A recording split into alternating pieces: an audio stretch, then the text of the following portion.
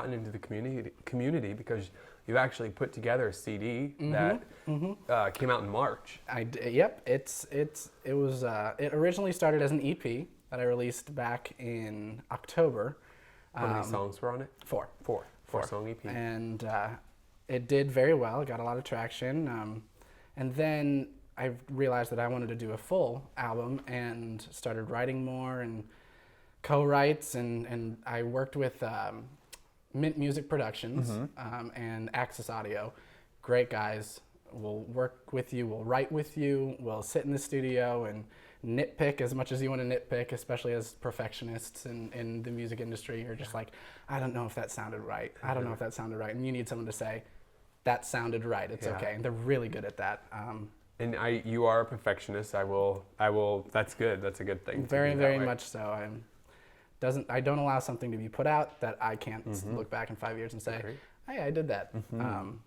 But I am proud of all the work that I did and that I did with other people and my co-writers, and it's been awesome, really. Yeah. How many songs are going to be on, or how many songs are on the CD? 10. 10 songs. 10. So I added 6 to the EP. The 4 songs that are on the EP will actually be on, or is on, the CD. Okay. No, yeah. And what's the name of the album? It will still be Truth Be Told, but it'll be Truth Be Told. It'll just be that instead of Truth Be Told -EP. So, yes. Yeah.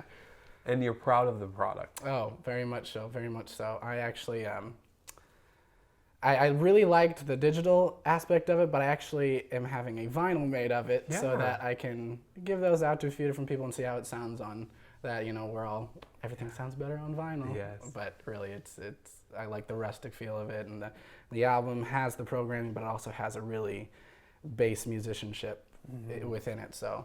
Well, and what inspired this album? What inspired Truth Be Told? Relationships? I mean... Yeah, relationships. Yeah. Everything can be boiled down to 3 things: love, friendship, faith. And about a year ago now, maybe a little less than that, you know, I got out of a relationship. It was the first time I was heavily into a relationship, and it was a long time, you know, recovering and whatnot, and I realized that my outlet had to be my music. My outlet had to be writing, and that's cliche, everyone says it, but at the end of the day, there's a reason why everyone says it, because it truly is an awesome cure.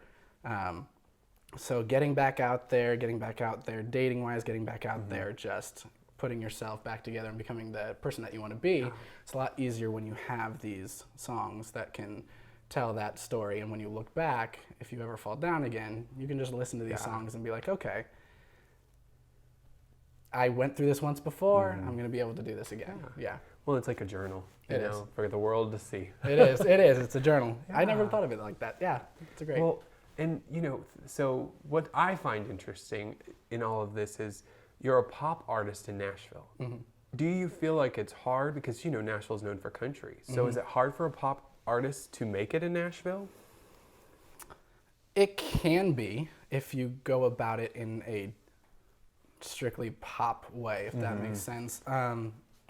Different formats obviously have different communities, but the more crossover that there is, as you can tell with country nowadays, that there's so much crossover between country and pop, country and rock and soul and blues, that you are able to meet these people in country and kind of collaborate with them. And truly, I mean, look at Kanye West, Rihanna, and Paul McCartney, the song that they put out. Yes. I mean, I would have never put Kanye West and Paul McCartney on something together, but it works. And it's really cool to see. And a lot of people got introduced to Paul McCartney by surprise.